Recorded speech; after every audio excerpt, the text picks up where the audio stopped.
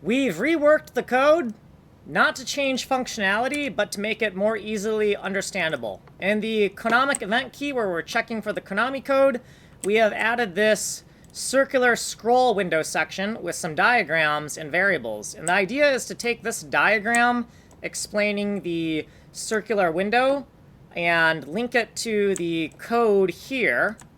And then you see the section marker. It also exists down here, where we are checking for the Konami code in the scrolling window.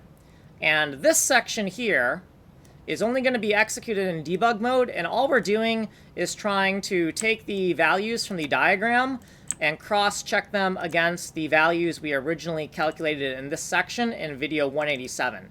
And if the cross-checking is okay, then we're good. And if it's not, we're going to throw an error.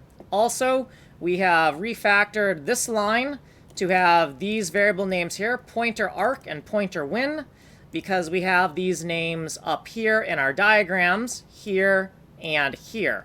And we just want to write this code in a way where we can easily connect this. We want to easily connect this mental model right here to the code down here in this section in the scrolling window check.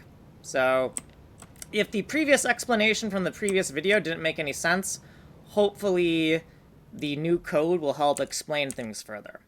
Here's what we did in the previous video, and here's some footnotes, and here's what we did in this video. So you have been on this playlist. You can go here for more explanation. This has been video 188. Like and subscribe.